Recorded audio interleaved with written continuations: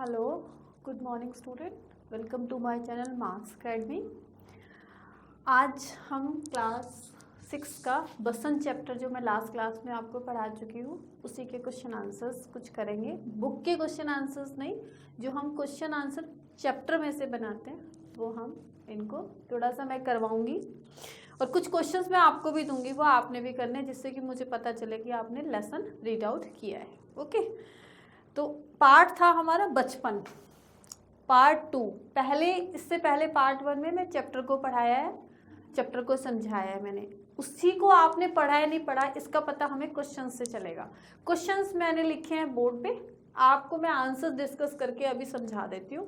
कुछ क्वेश्चंस मैं आपको दूंगी, वो आपने ढूंढ के करने हैं इसमें से, ठीक है। तो पेज नंबर 5, 6 और 7, 3 पेजेस हम इसमें कवर करेंगे, ठीक है। बचपन लेसन है कृष्णा सोबती का, जो हमने पढ़ा था, जिन्होंने अपने बचपन की सारी घटनाएं इस चैप्टर में निकाल के रख दी है। बिल्कुल अपना बचपन कैसे बीता, कैसे वो पढ़ते थे, कैसे वो खेलते थे, कैसे वो खाते थे, क्या वो खाते थे, कैसे बच्चों के साथ उनका रहन सहन था, उनके जीवन में कैसे कैसे फ्रेंड्स आए, कहाँ कहाँ पहाड़ों पर वो घूमे, शिमला में, है ना। तो उन्होंने सारी छोटी छोटी चीज़ों को आजकल के हमारे बचपन से कंपैरिजन करते हुए जो समय में परिवर्तन आ गया उसमें अपने समय को बताया है। आइए तो हम इसका फर्स्ट क्वेश्चन डिस्कस करते हैं। मेरा पहला प्रश्न है, अब कृष्णा सोबती को क्या कहकर पुकारते थे। अगर आपने चैप्टर मेरे साथ लास्ट टाइम रीड किया है या अपने आप भी किया है तो आप बड़ी आसानी से पहले प्रश्न का आंसर दे सकते हैं। मैं आपको इंडिकेट कर दूं, फर्स्ट पैराग्राफ से ही आपको इसका आंसर मिल जाएगा। मैं कुछ पैराग्राफ की लाइनें भी इसमें आपको मेंशन करके लगा दूंगी, जिससे कि आपको आंसर ढूंढने में दिक्कत ना हो, पर फिर भी मैं आपको बता रही हूं। अब कृष्णा सोबती को हम जीजी कहकर पुकारते थे।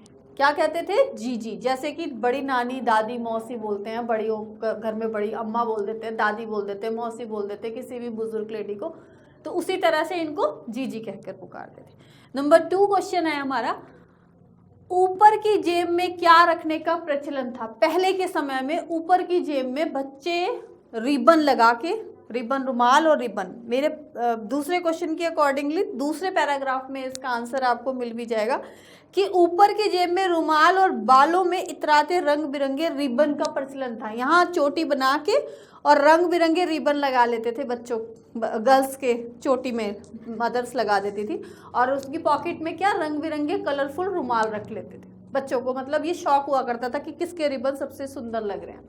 आज से 20, 30, 40 साल पहले कृष्णा सोबती के बचपन के बारे में यहाँ कंपैरिजन करते हुए ये बात बताई गई है। आजकल के बच्चे तो कटिंग ही रखते हैं, हेयरबैंड लगाते हैं। प्रश्न नंबर 3 है हमारा, बचपन में अपने मोजे क्यों धोने पड़ते थे। मैं पेज नंबर 6 पे आ गई हूँ। 5 से मैंने 2 क्वेश्चन कवर करे, उनके आंसर्स भी मैंने बता दिए, इंडिकेट भी कर दिए। आंसर मैं लिख नहीं रही, मैं आपको डिस्कस कर रही हूँ ताकि आप खुद भी थोड़ा सा लिखना सीखें। 5 से 6 लेवल पे आके बच्चा खुद आंसर लिख लेता है। आंसर मैंने इंडिकेट भी कर दिया आपको। बचपन में हमें अपने मोजे खुद धोने पड़ते थे। तो बचपन में मोजे क्यों धोने पड़ते थे? क्योंकि नौकर और नौकरानी को ये काम नहीं दिया जाता था, ताकि बच्चे खुद इंडिपेंडेंट बन सके, अपने काम को खुद कर सके, इसीलिए, ठीक है। नंबर तीसरा प्रश्न है, सॉरी तीसरा नहीं, चौथा, शीशे के गिलास को देखकर मितली क्यों हो जाती थी। मितली का मतलब होता है बच्चे उल्टी हो जाना, उल्टी हो जाती थी। क्यों हो जाती थी? शीशे का एक गिलास था कृष्णा सोबती के समय, जिसके ऊपर दवाई के लिए निशान लगा होता था कि हमें शनिवार को इतने निशान तक की दवाई पीने के लिए मिलती थी।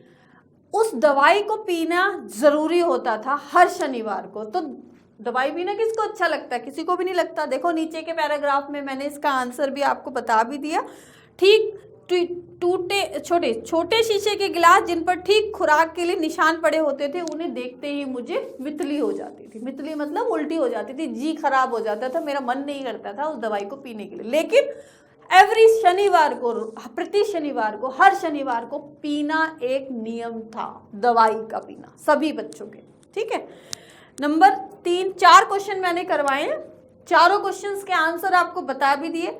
एक वर्ड में भी आंसर हो सकता है और थोड़ा सा लाइन के हिसाब से पूरा सेंटेंस में भी आप आंसर लिख सकते हैं। दो क्वेश्चंस में 4 और 5 पेज मैंने कवर कर ली, सॉरी 5 और 6 पेज कवर कर ली। 7 और 8 पेज से मैं दो क्वेश्चंस आपको बताऊंगी, 7 और 8 इसमें से मैं दो क्वेश्चंस बताती हूँ आपको, जो कि आपको खुद करने हैं। पहला क्वेश्चन है मेरा, आप अभी भी आप अगर आपने रीड किया है तो आप मुझे कमेंट बॉक्स में आंसर लिख के अभी भी बता सकते हैं, नहीं किया तो आप रीड करके इसको लिख के मुझे दिखाएंगे। पहला है प्रश्न मेरा, जाखू का पहाड़ कहाँ था? जाखू का पहाड़ कहाँ था? ये मैंने इस पार्ट से ही प्रश्न लिया है और इसके बारे में बहुत सारी बातें भी बोली हैं, आप बता दोगे कहाँ था अगर आप रीड करोगे तो।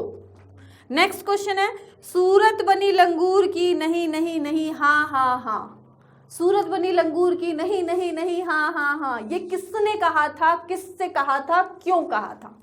किसने कहा था, किससे कहा था, क्यों कहा था? किसने, किससे, क्यों, तीन बातें मैंने आपको बता दी। तो ये दो प्रश्न आप करेंगे।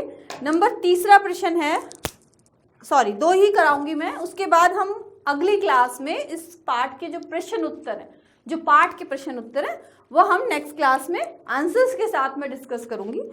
अभी के लिए इतना ही। और ये दो क्वेश्चंस जो मैंने बताए 7 और 8 से, जाखू का पहाड़ कहाँ था, नंबर दूसरा सूरत बनी लंगूर की किसने कहा, किससे कहा, क्यों कहा, ये दो क्वेश्चंस के आंसर आप मुझे देंगे।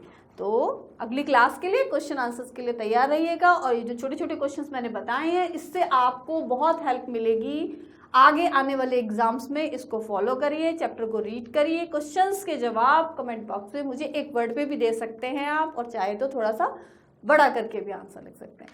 तो नेक्स्ट क्लास में हम फिर मिलेंगे, तब तक के लिए बाय बाय। मेरी वीडियोस को शेयर करिए, सब्सक्राइब करिए मेरे चैनल को, और नेक्स्ट क्लास के लिए रहिए एकदम से तैयार। इस क्लास की पूरी सिलेबस की वीडियोस को देखने के लिए सब्सक्राइब करें हमारे चैनल को और साथ ही बेल आइकन प्रेस करें।